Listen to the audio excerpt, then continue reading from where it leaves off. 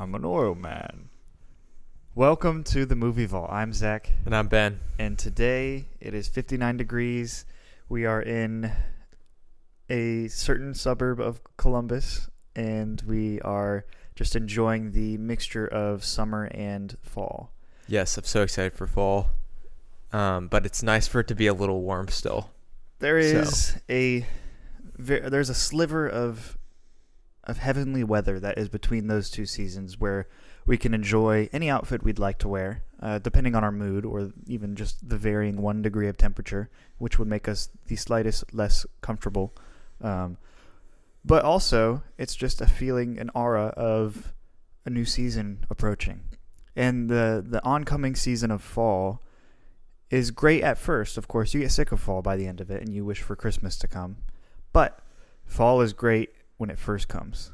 I 100% agree. People say that fall is their favorite season, but they really just like the 2 weeks that are extremely beautiful and it's sunny and the leaves are turning, and it's there's a little bit of a crisp wind, and you're going to your favorite local fall festival, and everything is great, and then it gets to be the end of October, beginning of November, and it's sleeting, and it's basically winter, and it's gray all the time, and the leaves have already started dropping, and all of a sudden you're okay, let's just get the snow out, let's do Christmas. But those first 2 weeks, you have Ugg boots, you have your pumpkin spice, pumpkin spice, everything. They have entire sections of the store devoted to just pumpkin spice flavored things. And may I refer you to our episode, Basic White Girls in the Fall. That was in 2020, so you have to scroll pretty far down. This morning, Ben, we had pumpkin spice Cheerios. I know. What'd you think? I thought they were pretty good. We had them with almond milk, so that helped. Yeah, that's true. Do you think pumpkin spice, there's a particular thing that should never have pumpkin spice associated with it? Ooh. Eggs, pumpkin spice eggs. I mean, you can start pulling out some pumpkin spice pizza, the crust is pumpkin spice, or some pretty gnarly things. I don't know if I'd chew pumpkin spice gum. Yeah, I'm sure they have it. I feel like I've chewed pumpkin pie gum before. Yeah, I don't know. Those kind of flavors are maybe not meant to be. I would try pumpkin spice pancakes. Oh, I'm sure those are good. Yeah.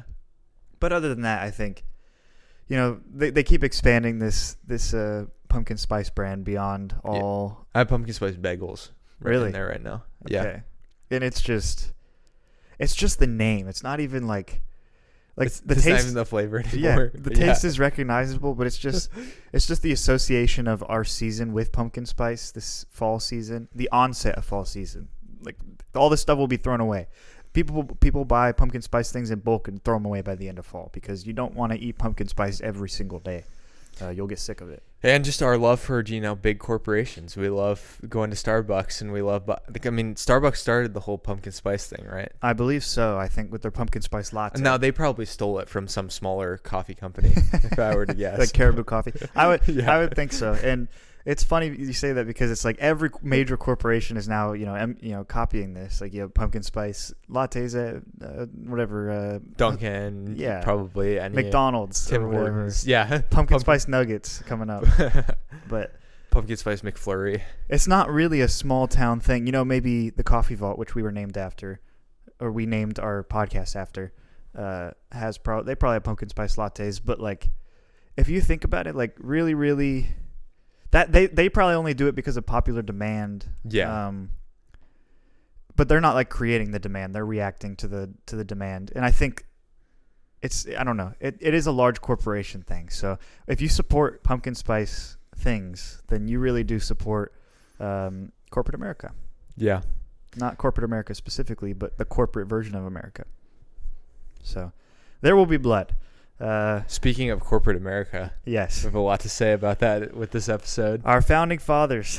No, we won't get into that. They made a place so that 4 companies could own everything. Yes, and they do. Vanguard Black. No, I don't want to get flagged. So it's 2007, an epic period drama written and directed by Paul Thomas Anderson. This is the third and final film in the arc that we're doing on PTA. It stars Daniel Day-Lewis playing of the same name, Daniel Plainview. a silver miner who's an oil man, and he's just ruthless. And he goes to California during this oil, they have a gold rush, but there's also an oil boom there. And in the late 19th and early 20th centuries, and he starts a feud with a local preacher and then it's also talking about him and his son's relationship over those time and in those years, and just the boom, almost Breaking Bad style, rise of his empire, rise of his company. And I don't know if we ever get to know the name. I mean, they probably didn't name or have LLC stuff like that then, but it was Plainview Oil. Was it really? No, I don't know. It's just like the company was him. Yeah, essentially. Yeah. So I mean, it's like the most simple of plots, so dramatic. Ben, what did you think? You've seen this movie. I want to say this is my third time watching it, and everything like.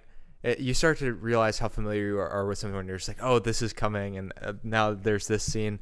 But you notice a few things that maybe, like, you start paying attention to like the relationships between the characters more, and because like the first time you watch this movie, you start out being like, okay, there's this oil guy, and then he's out of the kindness of his heart, he adopts this little kid and raises him because H.W. Plainview. His father died in a tragic oil accident in the early days when they had just struck oil for the first time, and it's disgusting, like the working conditions that they had to be in. And it showed Daniel down there, and it's kind of like you could tell he like loves it, but he probably didn't really love it. He just loves the idea of like how much money it's gonna make him. Yep. But and eventually HW's father was down in the well, and then the rickety looking contraption they had to get the oil out broke and killed two people that were in the well, at least two. And then Daniel Plainview adopts HW. Then we fast forward to him, trying to make these deals with these town members. And I didn't remember the first deal they try to make doesn't even go through. No. But he uses HW to be like, well, we're a family business. Like, you're not going to get, he's appealing to people's emotions that way. Yeah. Which didn't work in this scenario. Yeah. But, and then he was like, I don't even want it. Like, and it was funny because they were walking out and there was literally oil like dripping. Like there was, the oil was so confirmed to be there that it was like literally like a flood of oil. Like I don't remember that scene from the first couple of times that I watched it. And then like throughout his life, his relationship with his son is like, he's 10 years old, but he's my business partner. And then he loses hearing, and all of a sudden like, oh, what, I don't have, like, this isn't part of my plan. Like having my business partner go deaf is not something I have time to do. Yeah. To deal with. And he like sends him away and abandons him, as we'll hear about.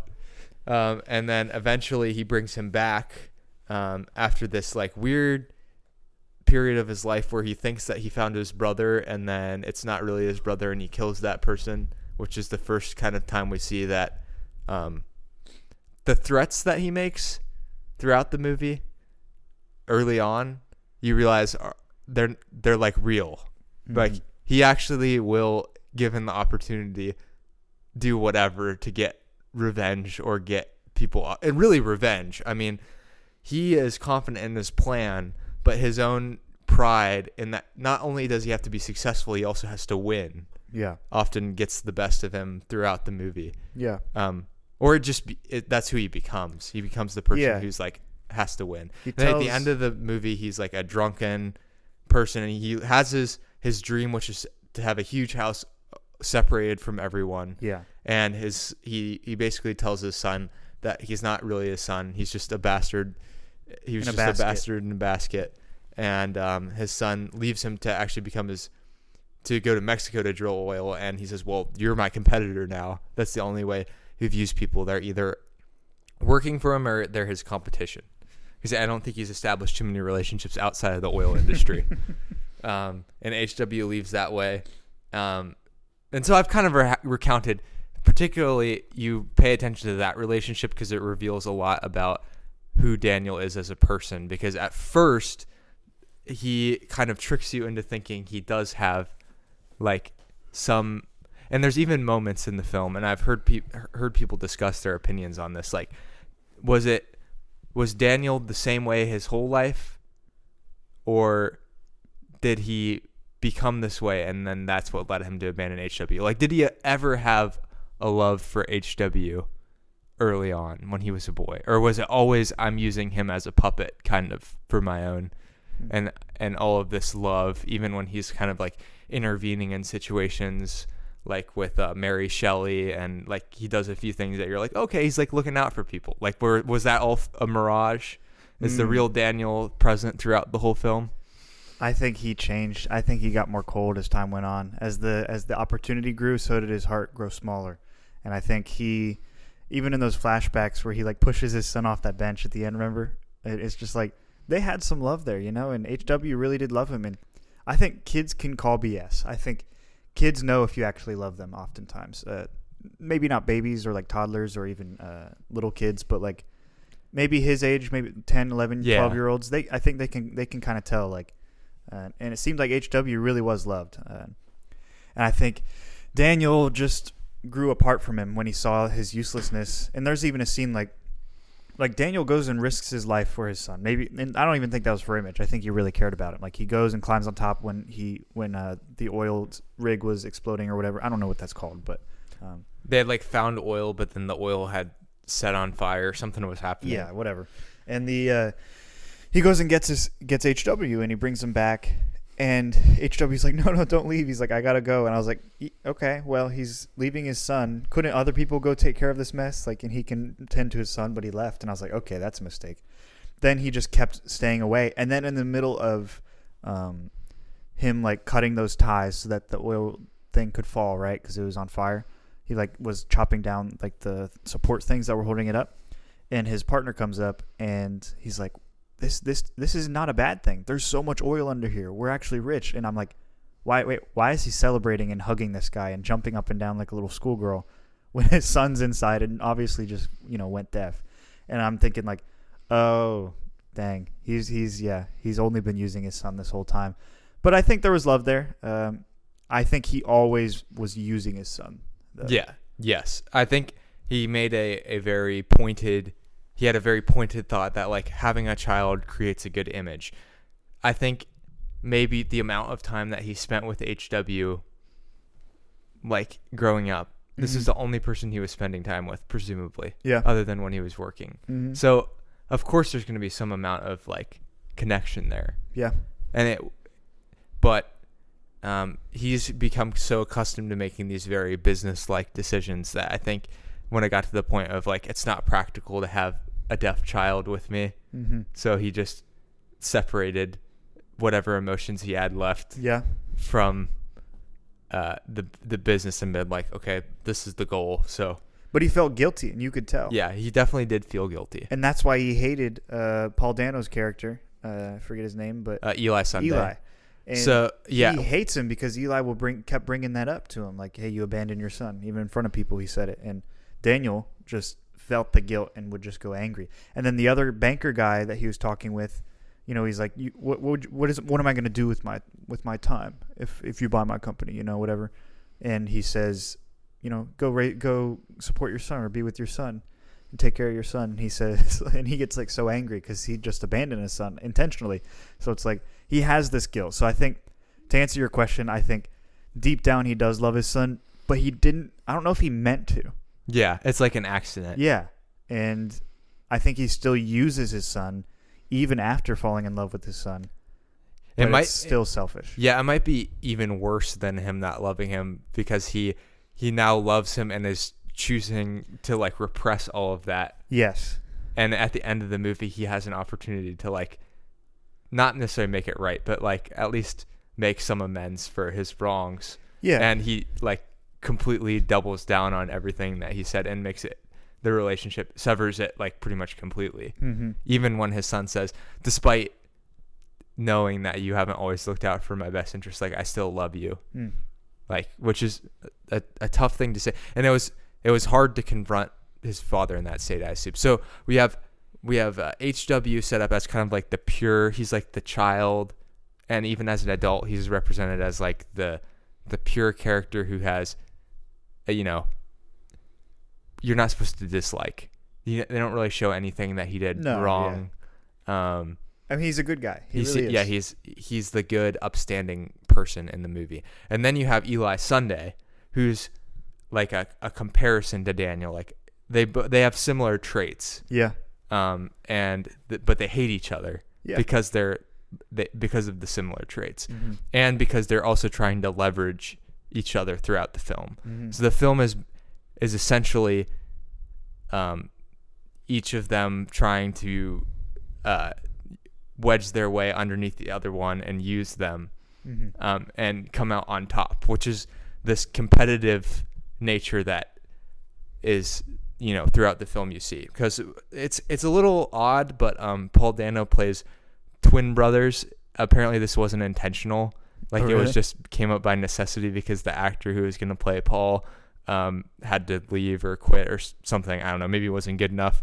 So they didn't really have time to, like... Compared to Paul Dano, he was not good enough. Yeah, and you have to keep in mind, like, all these people had to act with Daniel Day-Lewis. So I think some people just were like, That's why there are, like, 5 characters in this film. Yeah, and the wild thing is that the kid who played H.W., Dylan Frazier, there's this, like, whole story, but I guess the scouting director found him in, like, the town that they filmed at, Marfa, Texas. Oh, really? So he's not even like an actor. Like, he did great. He was fantastic. Yeah.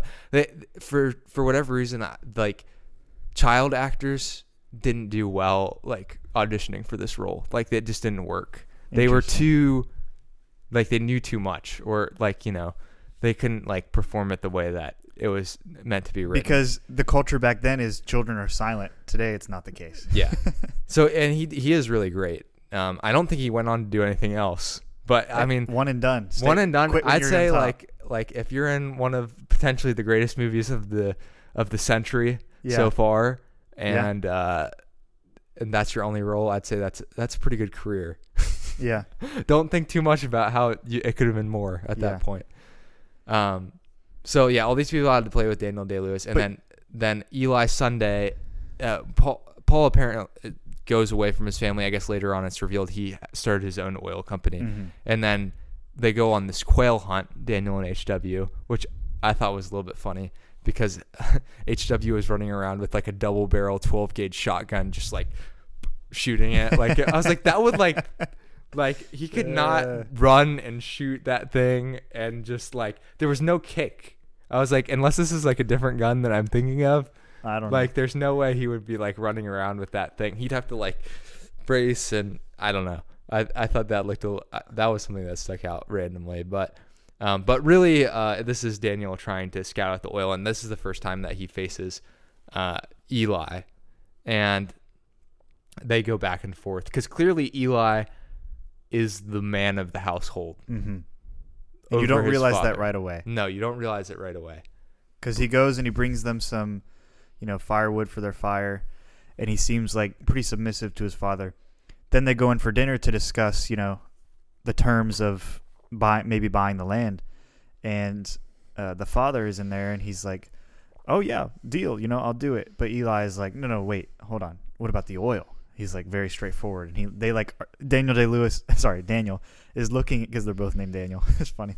They're like staring at each other. Paul Dano and DDL are staring at each other, and you can just see DDL's face like sweating profusely, and it's like he's afraid that Eli's going to bring up like that they need to raise the price for this place or something like that. And Eli kind of does, but Eli's doing it for his own purpose. He's not even doing it for his father's purposes. So then it surprised me when Paul Dano says, okay, or Eli, sorry, I'm going to keep doing that. I always do this. I say the actor's name but just go along with it. That he's going to give the money to the church because that's his own interest, right? So that's his oil. That's his version of the oil company, right? He needs he wanted $10,000. DDL says he'll give him $5,000, which he doesn't pay for. You know, he never pays him. He gives him $5,000 as a bonus when they find oil. Yeah, because he keeps once the cat's out of the bag that there's oil. He's like, well, we don't know how much there is. Yeah, like seeping out of the ground. It could, you know, be coming from somewhere else. Might not actually be oil under the ground. And also, somebody has to drill it. That's expensive. He's trying to like appeal to their like lack of knowledge on the oil industry and be like, well, it's all this stuff. And he doesn't present any concrete, like it's going to cost this much, like no breakdown. It's just like, it'll cost a lot. Well, and he swindles everybody in this movie. So he's always doing that. And he did that to, so many people. I mean, immediately he knows there's oil there, which he wouldn't be interested. I mean, he doesn't want this as a quail hunting farm.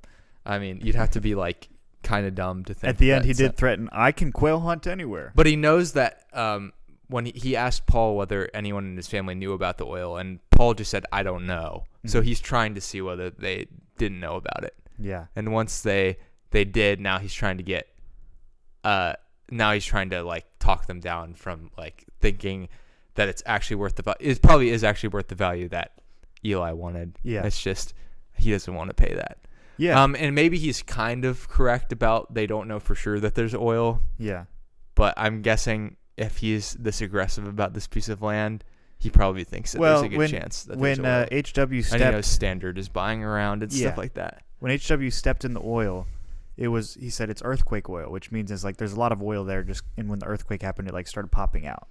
So I think that means like there's a big reservoir underneath, like right underneath the ground. You wouldn't have to dig that far. And maybe he was just making up the whole, just because it's seeping doesn't mean there's a lot there. Like maybe he doesn't actually believe that at all. Yeah, because you would assume like if it's seeping, there would be a lot there, right? Yeah, that would be I mean, what is the explanation if it's seeping and there's not a lot? I don't know. So, so he gets the land, and you said something interesting, Ben. You said that Paul Dano and DDL's characters have very similar characteristics. I never thought about that before, and you're right. Because throughout the entire film, they're both trying to build their empire, right? He's trying to get more members.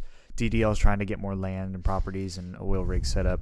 And then at the end of the film, when they confront each other, it's like they're still kind of, Paul Dano's still kind of building his company, right? He's like, you still owe me the $5,000. I'm like begging you, please. Like, we can make a deal. He thinks he still has something. It kind of isn't the most obvious, but the whole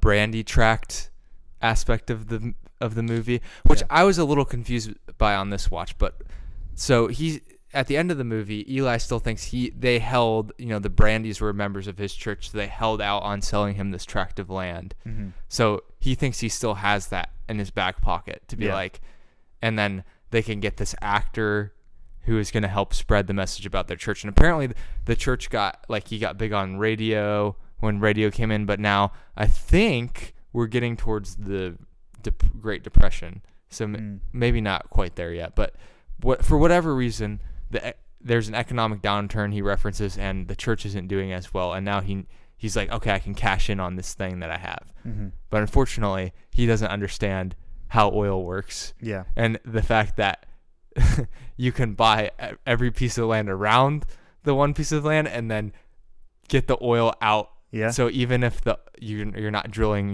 directly over the oil, if they're all just abstract, plot lines. And Daniel gives the analogy of like a milkshake and having a really long straw and putting it in his milkshake and stealing all the milkshake. I drink your milkshake.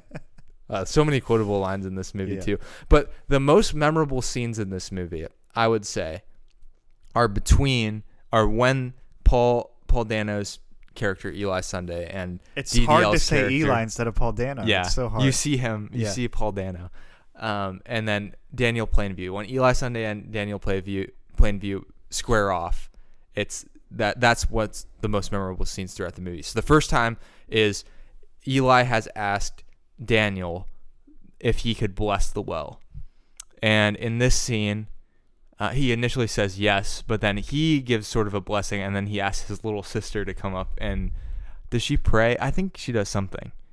I have no idea. No, he uses her name to bless it. He uses her name to bless it. He does not mention Eli. He doesn't mention the Church of the Third Revelation, and then instead he slights him by bringing up his little sister, who's HW will eventually marry, but that's sort of a side plot. Second showdown is, this is after Daniel. This is what confused me. He went to the church after Brandy, the Brandys who owned the Brandy tract, said he needed to get baptized,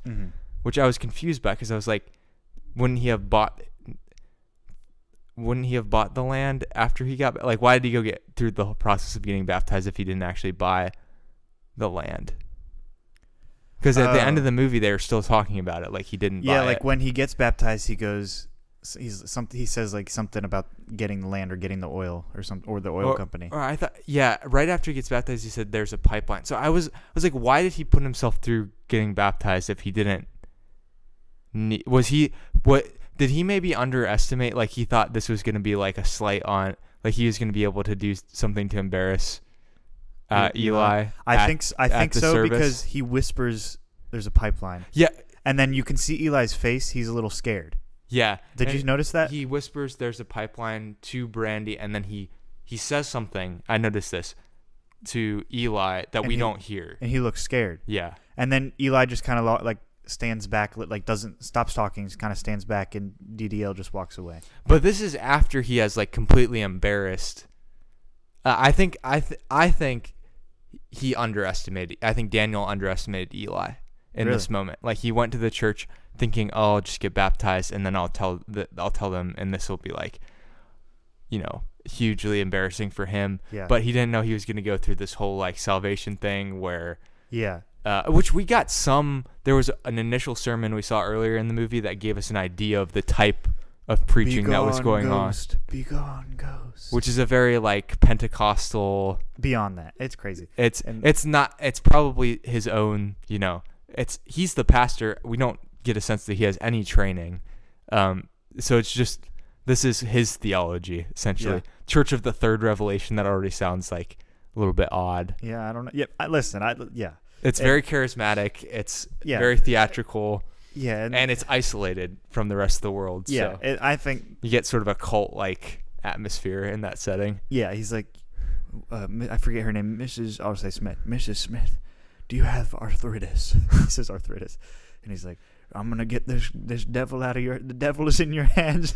Be gone, ghost. It's just like stuff like that, and everybody's like, yes, thank you. It's like that was that was the sermon. Pretty much. Yeah.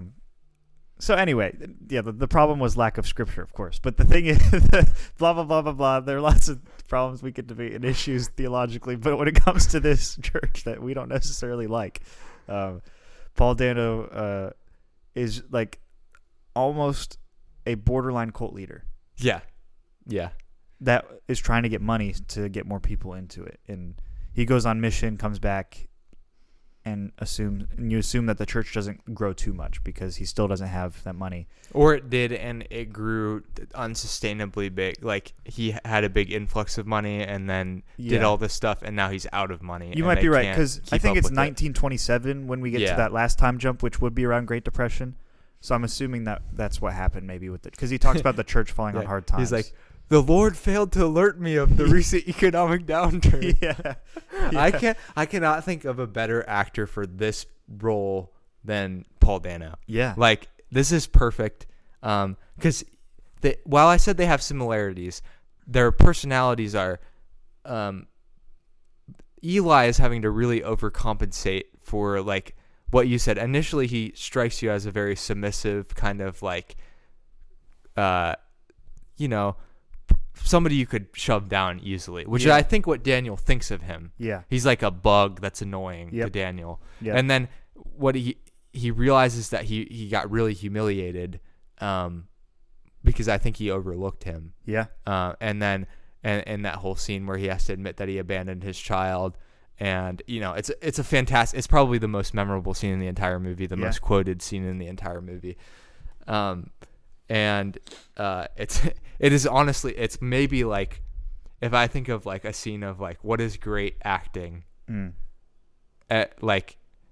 of course, like you can have great acting and not as passionate of scenes, but it's just like the emotions that are expressed. It feels like you're there, and like, even if you get distracted, like, oh, it's the third time I watched this, like, I know what's going on. Like once that scene starts, you're like locked in for the entire time. I remember, but he holds these grudges. Yeah, that's the thing about Daniel. He never lets anything go. Yeah, and we see it throughout with his relationship with, he says to an oil man that he will slit his throat, and then later on he's like trying to make this point. He looks actually stupid doing it. Like he looks ridiculous, but in his head he's like, I'm proving to these people that like, you guys were wrong, I won. Yeah. And you guys should admit to me that I was right. Yeah. And like, they're like, this is my son, I'm taking care of him. And in reality, they work for a much larger company that's probably doing better than him in the grand scheme of things, even with this deal with Union Oil. Mm-hmm. And so they don't really care that much. Mm-hmm. And he's just making himself look like more of a fool to them. But in his head, he's like, I'm showing them that I won. Yeah. Because he cares so much about that competition. He says to his fake brother, he says, there's a competition within me, right? And he says, like, and then he talks about he pretty much hates everybody, and he just wants to win, right? That's all he cares about is nothing else. And he admits that openly.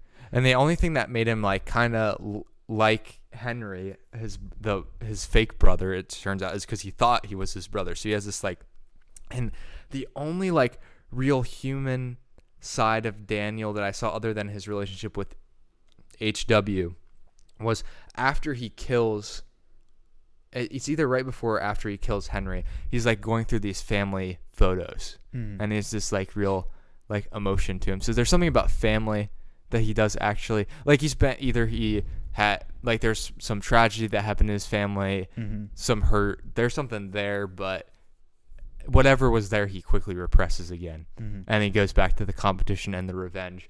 Because it's really convenient for him. By the end of the movie, he's not necessarily like planning this giant revenge on Eli. Eli just presents himself to Daniel in a like super unstable. Like this was like a horrible. I was like, when Eli came, he thought he had this leverage, but this was just like a horrible idea. Like you go down coming to his house at the end. Yeah, they come into his house and face him. And as soon as you see that he's like drunken on the ground. Yeah. Like. You got to know that you should leave. Yeah. Maybe. Or you could think like I could take advantage of him. So Eli, yeah, that's true. Eli, after being underestimated, is now, I think he's underestimating Daniel at the end of the film. Yeah. With the dramatic sequence where it starts out Eli thinking he has some leverage, and then the rug gets pulled out from under him that the oil is gone from the brandy tract. There's nothing that he has. Yeah. And this is after he has said very passionately that I'm a false prophet, which is true. And God is a superstition, which is not true, but it goes to show what he's willing to do to like get money, which again is what it comes to. Like, pride is perhaps the root of all evil, but money is a close friend to pride. And we see that they both really want money, and perhaps Eli's drawn a little bit more to fame than Daniel is. But Daniel needs to be recognized as the greatest, and the greatest oil man in some regards. So he has some need for human like affirmation. Yeah. And so they both have that in common. But then, he just destroys Paul first by words, and then he starts throwing bowling pins at him, and then eventually he brutally, and I forgot, like, there's the closing scene, he brutally beats him. This is the first time in movie history anyone's been murdered with a bowling pin. Are you sure? I'm pretty sure. I'm not actually sure, but I'm relatively confident. And you see like the bloodied Eli Sunday on the ground. You're like, man, this is and it promises it in the movie that there will be blood. Like comes right at the end. It comes at the end. It's a great movie title. It sounds awesome, and it's very matter of fact to what happens. And it's a great line. His like butler comes down, and it's like, and then he just says, "I'm finished," and then you get that. Dun, dun, dun, dun, dun. It's like, and I haven't even mentioned the soundtrack yet because the soundtrack's fantastic. Yeah, it is, and it's almost like his other films, like Punch Drunk Love and Magnolia, where the soundtrack is just like constantly going in the background, and it sets the mood for what you're watching. And it had like PTA's films, some of their greatest qualities come from the soundtracks. Honestly, just because like he creates new moods almost. Like I haven't felt that way watching a movie with that soundtrack, ever. And there's like this for the first half hour of the film. There's like this tense music going on in the background when he's starting to build his company starting in like 1897 or whatever, and it's like just this annoying background noise that's like really tense and like It's very string based. Yeah, and it's the entire soundtrack. And it's supposed to represent like, and then as you know, you go on in the movie, it becomes more full orchestra and like more dramatic, and you have some pretty intense moments with lots of instruments, but it builds like that. So just like his company is building up, it builds in that soundtrack. Yeah, and it's interesting. He went to strings because we talked about with Punch Drunk Love it being very percussive. Yep. Like, so he has this like this propensity. He actually, the guy who did the soundtrack was Jonny Greenwood, who plays in the band Radiohead. Oh, really? Yeah. That's so he good was for apparently you. a huge. You didn't even have to really plan your music insert for this episode. No, I knew. Yeah. And if you listen to Radiohead's music, like they experimented with a lot of different things. They did like strings, electronic stuff. So they're pretty well versed in like experimenting and just like doing different things. I guess Jonny Greenwood had done a score for a movie called Body Song, which I've never heard of. And Anderson was both a fan of Radiohead and a fan of that score. So he had Greenwood come and they worked together and created this. So that's another thing about Anderson I've noticed. Like he'll just be like, I like this person's work, like I think they're good, Yeah. I'm gonna approach them. Or like I like this story of this guy cheating off these frequent flyer mile things, and I'm just gonna use this story. Yeah, he's very resourceful, and he knows how to. I mean, it probably got easier over time because he, with his consistency, his reputation of being somebody that you would want to work with got higher. But he was still scared to approach Daniel Day-Lewis, apparently. Really? Daniel Day-Lewis, like a very intimidating person to, I was looking through the directors like that he worked with, and he obviously had in his early days, he looks like he has some loyalty because he was in several Jim Sheridan movies, and Jim Sheridan was the guy who directed his like breakout hit, which is My Left Foot. Okay. That was his like first big breakout as a lead actor. He had been like independent Irish English films, so not films that we would necessarily be familiar with, but they were probably like decently successful in their own right. Okay. And then he worked with Michael Mann on Last of the Mohicans. Oh yeah. And then he worked with Martin Scorsese. Yep. In Age of Innocence. And then he worked with Jim Sheridan.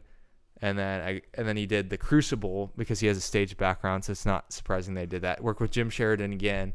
Then he goes back to working with Martin Scorsese on Gangs of New York. And then he works with, he does like a smaller film with Rebecca Miller in 2005. But that after Gangs of New York came out the same year that Punch Drunk Love did. Mm-hmm. Presumably, even though that movie I've heard mixed things about, but I don't think I've heard mixed things about Paul or Daniel Day-Lewis's performance. Mm-hmm. Like I think people still like viewed him as like amazing, even if they didn't like the movie overall. Yeah. So he was kind of at the peak of his stardom, and so and he had worked with Martin Scorsese at this point had already established himself as one of the greatest filmmakers of the last 50 years. Mm-hmm. So Paul Thomas Anderson, like we talked about, he has this like sense of humility. So even if he's confident in his work, he's like, I'm not Martin Scorsese yet. So and nobody will ever be, but he'll, maybe somebody else will be like, I'm not Paul Thomas Anderson yet. Yeah. And just thinking like when you write a script, you're like, is this good enough? Like, is this going to live up? Knowing how Daniel Day-Lewis like really dissects, because he wants to really get into the part. Yeah. So he's going to look for like inconsistencies and like vet the part like extremely harshly compared to other actors who are just like, that's the director's job. Mm-hmm.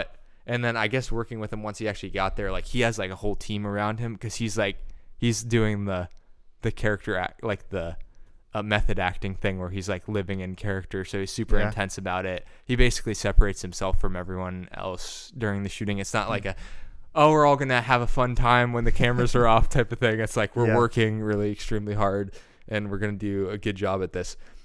So I can imagine that it was probably interesting.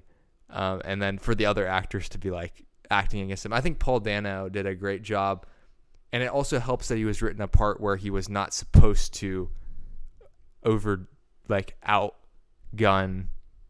Like he plays like a really over the top role, and it's intentionally over the top, which works great. And it's not supposed to overshadow anything that Daniel Day-Lewis does. And it's because he's acting. It just complements really well together. I think it showed that Paul Dano could be a force in his own right, not in the same way that Daniel Day-Lewis is, but like through the other work that he did. And eventually, you know, he got his big break as the Riddler. Yep. He broke into the superhero universe. Yep. Daniel Day-Lewis never did that. Nope. We'll see. But anyway, all that to say, like, it's interesting to think about all of these things that had to come together for this movie to like turn out so amazingly, and just how the studio even had a hard time believing in this movie. If you can, like, now it seems ridiculous, but if you can believe it, a 2 hour and 40-minute movie about an oil prospector. They didn't have like a lot of confidence that it was going to be successful, but I think this movie made like a lot of money. It was a big deal when it came out. I mean, it had a budget of $25 million and made $75 million. So wow. $50 million for a movie of this, like, and it's honestly pretty impressive that they made it on 25. Yeah. I mean, that's another thing. Paul Thomas Anderson has never had huge budgets for his movies either. Like $25 million is a lot, but like, yeah, you know, some people are working on like $100 million budgets, and the movies don't even go close to as well as this did. Yeah, and this is more of a career booster, I'd say, than a box office success. And that's all Paul Thomas Anderson's movies so far. This really is. I said Magnolia was his magnum opus. I would just like to rephrase and recoin it. So I think this is his magnum opus, but Magnolia is the most PTA film that we've gotten because it's more personal. This is like using all of his skills and the best actors in our current century. You really only get one shot at a film like this to get an actor who's at the sort of peak of his career. Because Paul Thomas Anderson does 3 more movies after this. 3 more movies. And one of the other ones is with the last one he does is with Paul Thomas Anderson. So obviously it went well. With Daniel Day-Lewis. Yeah. Phantom Thread is the last Daniel Day-Lewis movie. And allegedly he's retired now. Yeah. So unless somebody can get him to come back, he's done. Yeah. So you only get like one shot at a movie like this. And also you're at the peak of your creative, because I think Paul Thomas Anderson's career is almost perfect for a filmmaker. You have a huge movie at the start, and then in the middle of your career you have like this like widely regarded as like one of the best films of the century, and then you can kind of just make what you want after that. And they're also great. They might not be regarded on the same level as your like magnum opus, because you only really get a couple of those. But you can still make like really great films and like things that you don't no longer have to worry about, will anybody else want this? It's kind of like you might have budget constraints, but you can basically do what you want. Yeah, exactly. So, you know, he'd probably say as much as anyone that his career worked out perfectly, but it's kind of amazing when you see it. And then there was other filmmakers having their peak at this moment too. The Coen brothers. Yep, that's filming right. in the same town. That's we right. probably talked about it in the No Country for Old Men episode. Maybe. Way back in episode 35 or 36 or something like that. Or a Good Time episode. And we watched No Country for Old Men this year for our 100th. So I've got both of these movies are like among my favorites. Really? And I've gone back and forth on which one I like more. Yeah.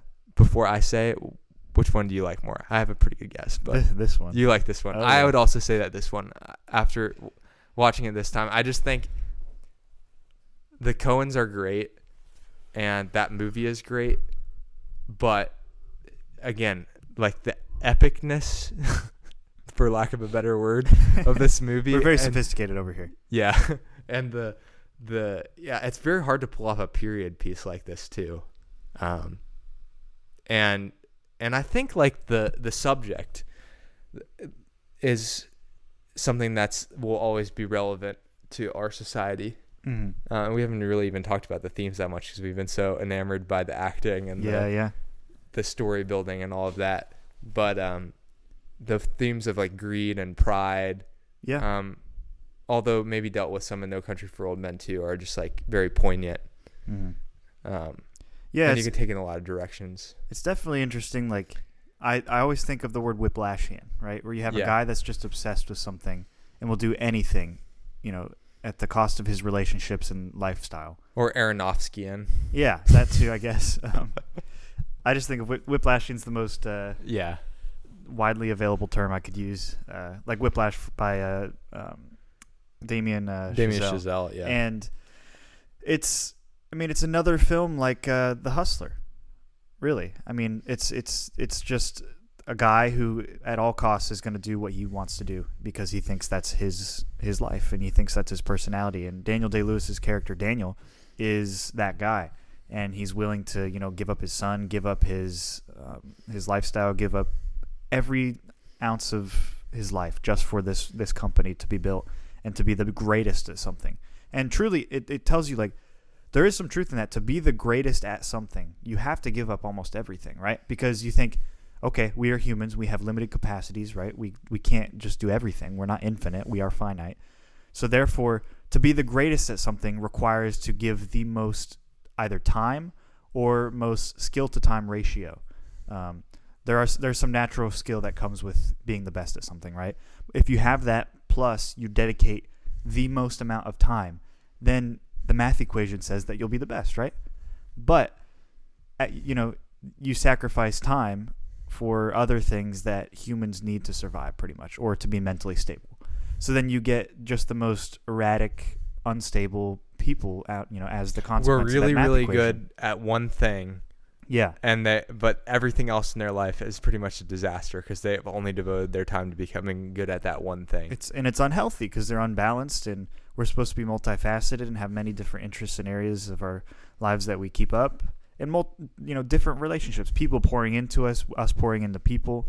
You can't really do all that if you're just following the math equation I just set up. And that's this film. And it's always a sad tragedy. And sometimes like we think in our heads like, oh, if only I could just do this more.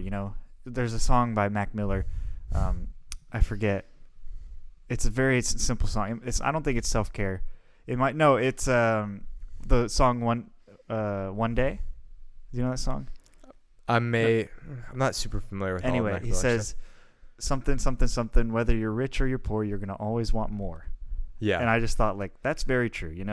Us as humans, we always are just greedy and want more naturally. And I think this is the apex, like a film like this is the apex of greed. It shows like the most simple form that greed can manifest itself in humanity, which is I'm going to take this one, I guess, topic or area of life, in this case it's oil, and just put my entire life into it and devote everything to it and want to be the best and want to have everything. He was talking to that guy, he's like, why don't I own this, right? Why don't I own that yet? And he's like, well, you didn't go to talk to him, right? He didn't go to William.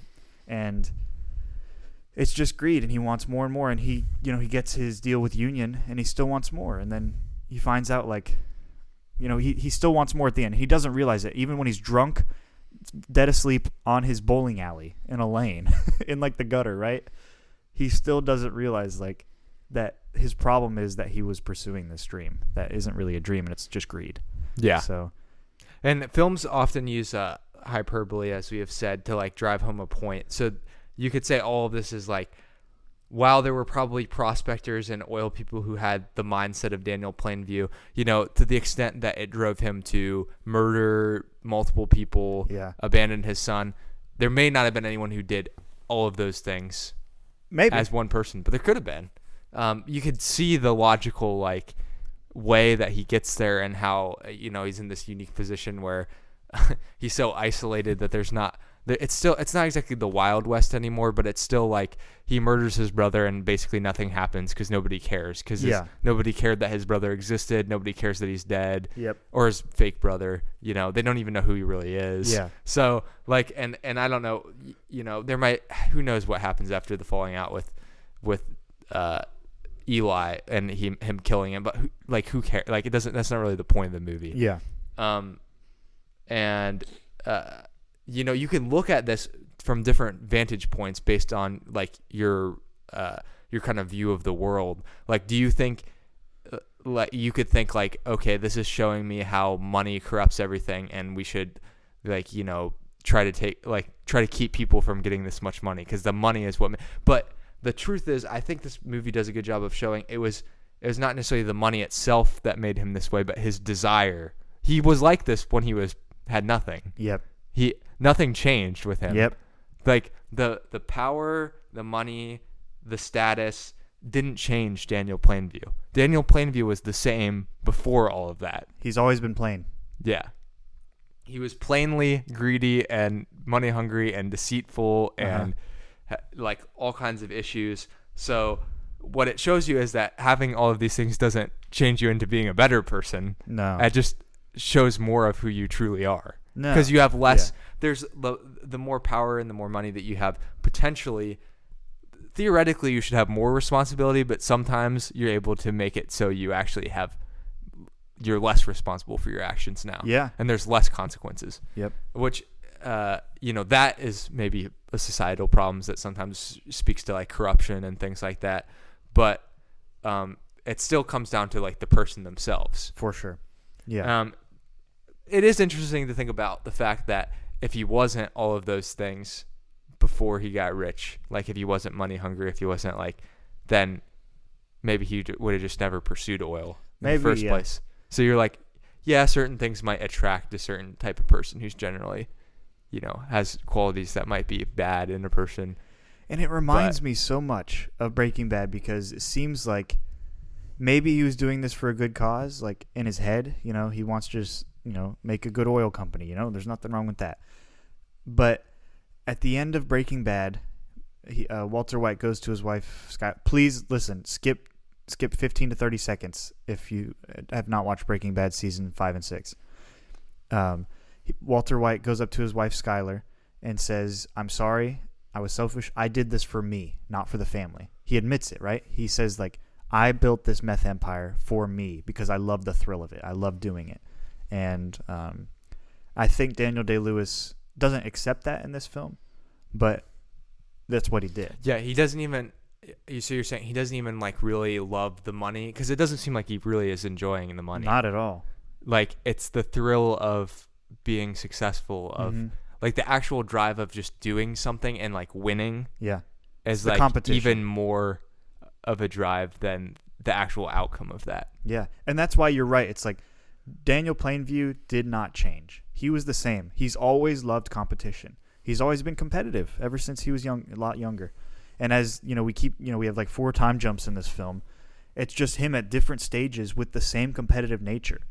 And that competitive nature breeds greed. It really does. He's not humble enough to just, like the banker was on, like, I know in America today we say bankers are evil, right? But maybe they are. But like in this film, they're not. That banker is really not. He's like humble enough to just move on and be like, okay, we're not having a business deal. I'm not going to brag to you that our company's big or anything like that.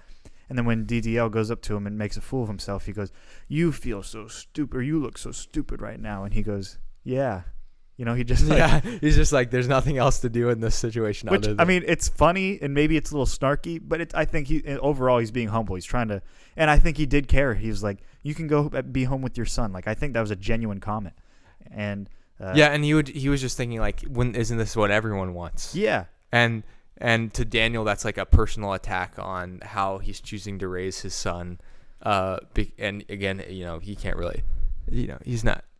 Everything he's doing is the right thing because he decided it, so he can't really take criticism of any That's kind. another thing too. He decides what is right. He wants to be in control of everything too. He wants to control. He wants to decide what is right.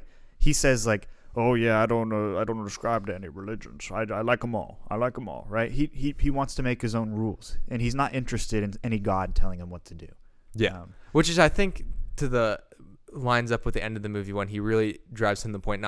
Not only does he want Eli to admit he's a false prophet, but he wants him to renounce God as a superstition too, because that's what he believes. Because like, he said he liked all religions because he's like, okay, religions are a convenient way for me to control people in certain scenarios. Yeah. So I'm not necessarily against religions in that they make a group of people united on one front, and if that front is pro what I'm doing, then I'm all for it. Sounds like the U.S. government. Yeah. But the thing is like, yeah, you're 100% right. And he doesn't, I think secretly Daniel believes in God because he wants him to renounce. He wants like that assurance that Paul is not a real prophet and that God actually isn't, coming with all these judgments and things like that against Daniel, even though he was baptized. And he like wants him to renounce, and like it seems like his relationship with God is personal because he's so rejective of it, and just hates it. And you could see why, because a lot of the things that like God would command in the scriptures of somebody in Daniel's scenario would be like very opposite of everything that he's deciding to do. Yeah. So yep. He's gonna. Yeah, there's going to be conflict as soon as somebody points that out to him. And when Paul Dano points it out to DDO at the pulpit, like starts slapping him in the face, you abandoned your son. He's like, I abandoned my son. He like screams it. It's so good. That's probably my favorite. What's your favorite scene in the film? Is that's my favorite scene? I think that's mine too. The end scene's great too, but the middle scene and that's amazing. Paul's payback for when Daniel beats him up in the mud and like puts mud in his mouth. And yes, that's like the same thing. He's slapping him. It just keeps going back and forth, and I guess we're supposed to say Daniel won at the end because he like literally kills him, but he didn't. He didn't really win. No, none of them. He's like pathetic on the ground. You know, he's probably gonna drink himself to death within a couple of years if nothing else happens. Well, I thought about it like they both were greedy. Both of them were just fake actors, right? Just to get what they want. They both wanted control of other people. Yeah. They both get to a higher point in life. And although Paul Dano's character is struggling financially and asks for money and ends up dying, like that's no different than the way that DDL's character is going to die. And it's like, is DDL any better off than the bloody Paul Dano on the floor? Oh, he's not. And he's not. But I think it's also interesting, like they come across differently, but Eli is he does like all the same things that Daniel does. He's so deceptive. He's presumably deceiving he's definitely deceiving his congregation and how he's, kind of putting him, like, telling them I can do these healings. I mean, it's not me doing the healings, but, like, it is me doing the healings. He's, like, very theatrical. It goes to show that, like... He, like, pushes the ghost out the door. Yeah. Yeah, like, the theatrics of it, even in Daniel's conversion, they're like, this is how they convert people, is if you have this, like, moment that's, like, so...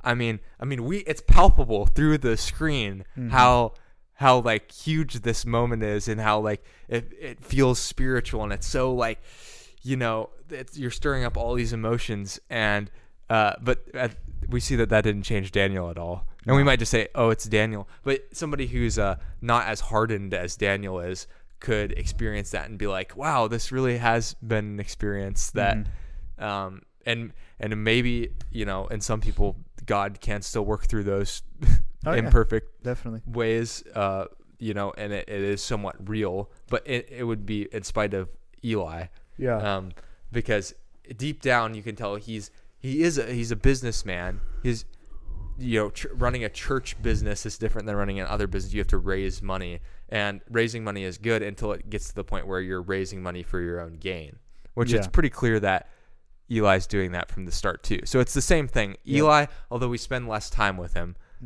like he also doesn't change throughout the movie. Yeah. He's like very consistently the same person. Yeah. So the greed,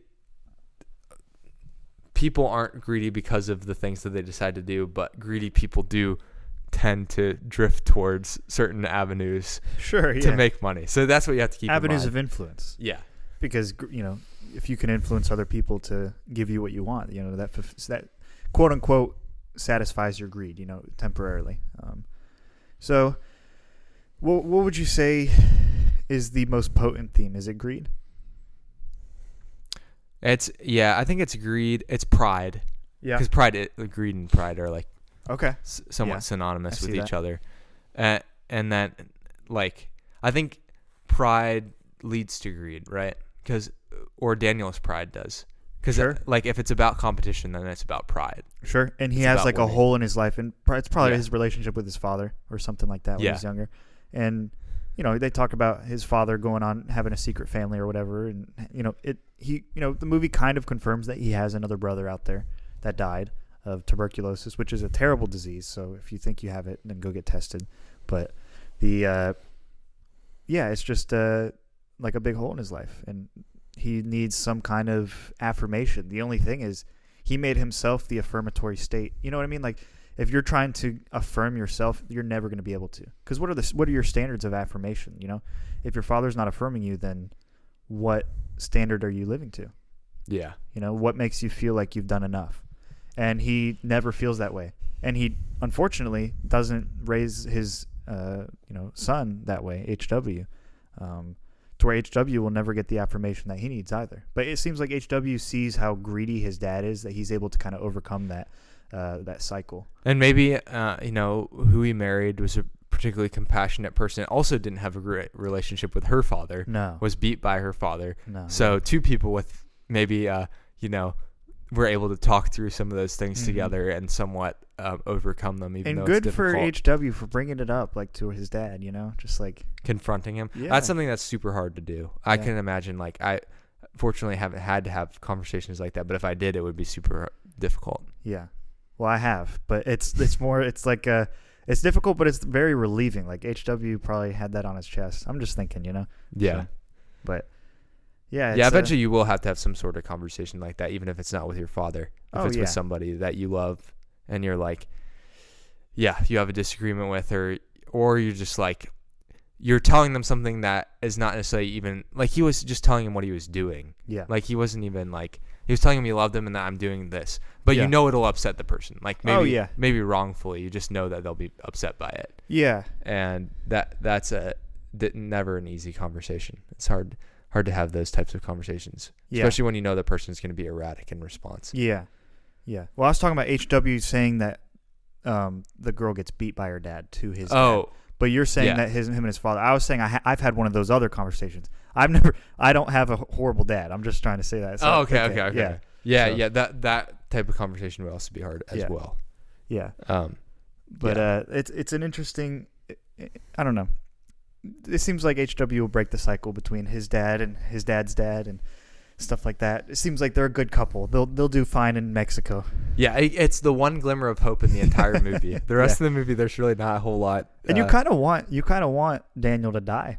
Yeah, you kind of want him to just not, continue on. And it's interesting for usually with these like movies that are about we've done a lot of them because a lot of quote unquote serious cinema is about these like really flawed, conflicted people. But the interesting thing about this movie is there's like there's absolutely nothing redeeming about Daniel. Yeah. And nothing that happens that makes you like everything that happens from the start of the movie makes you like him a little bit less and then a lot less. And then it just keeps going downhill the entire film. Yeah. But you still, it's like so well made that there's still like I want to go back and watch this quality to it, which is fascinating because normally you watch a movie about somebody that's this evil and that it's so obvious you're like you feel like kind of just like bad, but the filmmaking is so good that it just like this is a highly rewatchable film. Yes, and it was on the rewatchables, I believe. It was. I've listened to the episode, Cinephiles episode on it. I've listened to part of it, and they go super in depth with this like sound guy, and they know like all the history. There's so much. If you want to know about that, there's like so much richness to the story of this film too. But I added this to my 4 films, my Mount Rushmore. For now, it's maybe like that was an 6 for me. Might be an emotional response for now. But it's super great. It's definitely been up there in my top 4. But I had seen it once. This is my second time, and I loved it way better. And you're right. I noticed his relationship with his son a lot more this time, especially that. And I don't know. I think overall, this is probably my favorite PTA film. Yeah, I would say so. I really emotionally love Punch Drunk Love. It just hits. And Magnolia is great too. I've given them all 5 stars. And Phantom Thread's actually really good too. Okay. And The Master's really good. I've never watched a bad. Hard 8 is like decent. Oh, you've seen Hard 8? I've seen Hard 8. Okay. I just haven't seen Boogie Nights. I haven't seen Inherent Vice. Okay. But I imagine Licorice that Pizza? I'd like them. What? Licorice Pizza? I've not seen Licorice Pizza. So there's 3 of them I haven't seen at least. If I may be missing one. I think it's just those 3. And the one that hasn't been released yet, I haven't seen. Okay. Yeah, next year or this year? Next year, I think. Okay. We'll have to see. We'll have to go watch that. Well, maybe we'll do a PTA part 2. That would be cool. That would be fun. Well, we have to push back our next series again, so we're not going to announce our next. Yeah, we're not. Arc. We have some things in the works, but we haven't confirmed anything. So. Yep. So we'll see what we do next week. Yeah. I don't have any movie highlights. I had an exam. I made up for my no movie highlights last week, and I have actually like a ton this week. Wow. So I threw this out to Zach too, but I found this MIT open course called the Film Experience. You can just, I think it's like the 2013 version of the class. Okay. Like, so there's been 11 years, so I'm sure it's been reworked, or there might even be a different professor now. But MIT has these open courses. You can do all kinds of things if you're interested in. I'm sure they have lots of like science and math and programming stuff. Yeah. But I'm not interested in any of that. I'm going straight to the film because I was like, I wanted to do something a little bit more, but just right now it just doesn't seem super practical to like pay for anything film related, because it's not necessarily leading anywhere other than just for enriching my knowledge on the podcast. Yeah. So this, I'm hoping, is like just about as good a quality as I could get. I just, have to do a little bit more work making myself do We're going to get our masters in film one day, Ben. Yeah, one day. But right now we'll start out with this, so that way if I ever get to that point, I'll have a little bit more background than I do right now. Yeah. So anyway, all that to say, I finished watching The Apartment, which is not related to the film class, but it's a fantastic movie, Billy Wilder. You've been on a Wilder train lately. Yeah. Yeah. And then I watched The Great Train Robbery, 1903. It's a very short film. The earliest pieces of narrative film, they say. They used to think it was the first one. Apparently it's not, actually, which they probably found more. What year is it again? 1903. So narrative meaning there's like a story. Now, I'm assuming Georges Méliès, or however you say his name, they may not have known as much about his films when they originally were. I was about to say, because his go in like 1897. Yeah. So, and his films do still have narratives, even if they're like super short. Yeah, like the A Trip to the Moon. That's his most famous one. And you see a lot of the same, which I was going to point out the train scene in this movie, because the one thing I've noticed watching these old silent films is they love trains.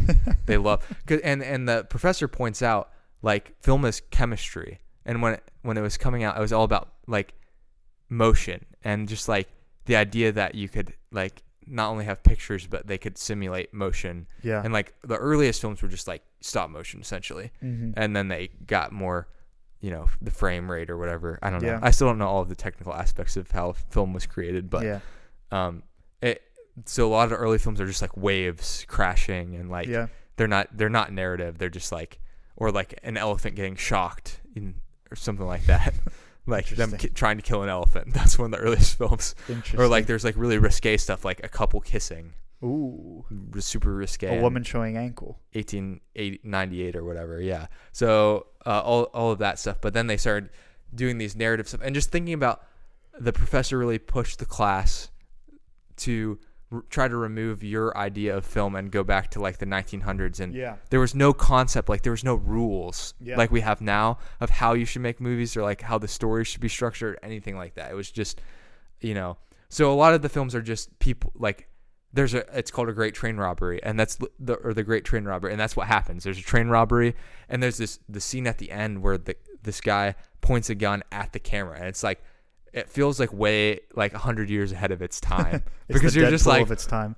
It's like acknowledging the camera, and you're like, wow, we're already breaking the fourth wall. 1903, nothing is new. Yeah. But apparently that particular scene has been put in different parts of the film. Yeah. So I guess it hits kind of hard at the end because it's kind of ambiguous then. Yeah. But I thought it was great. I gave it 4 stars. Anyway, I watched Steve Buscemi. Apparently, I didn't really know he was a director, but the only film that he wrote and directed and starred in, Trees Lounge. It's about a guy who has no direction in his life. He just hangs out at a bar and is a scumbag. And it's actually pretty good. Interesting. It kind of has the There Will Be Blood quality to it, in that none of the characters really improve throughout the movie. Okay. But it evokes this certain hopelessness of the suburbs and alcoholism. But it's not like a preachy alcoholic movie. It's more just like, look at how like these people's lives they drift into these bad directions. And alcohol is kind of just in the middle of all of it. But like, it's also just the fact that they're not good.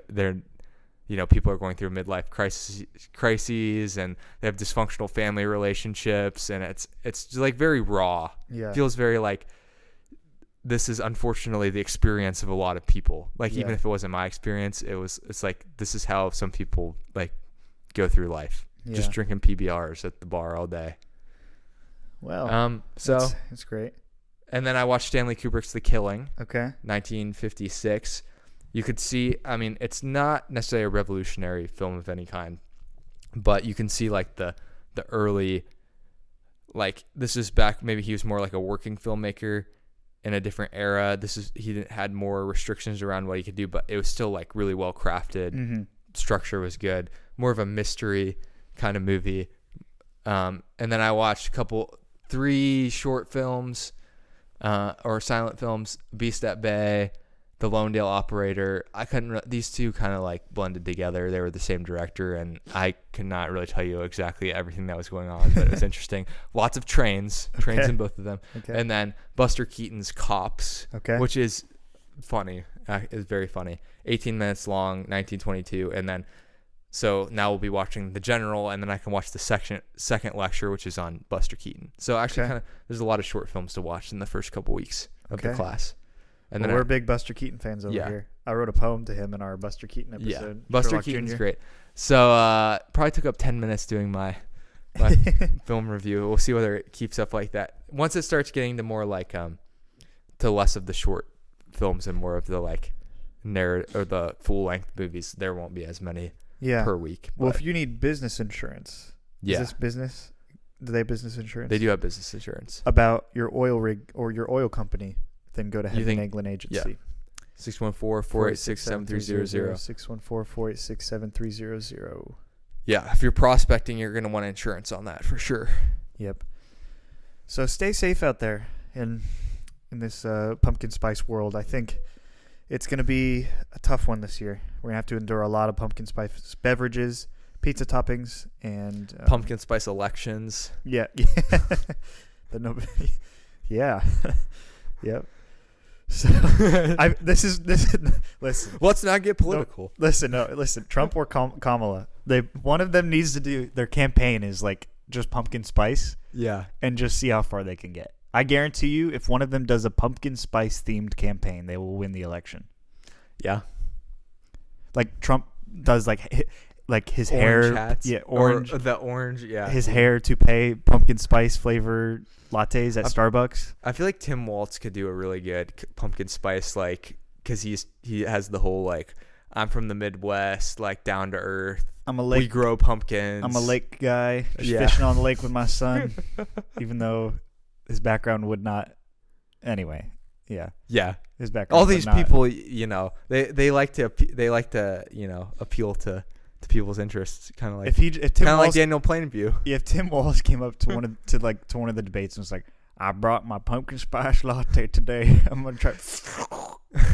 He would bring it from like the local cafe. Yeah. That's kind of the his Starbucks. Yeah.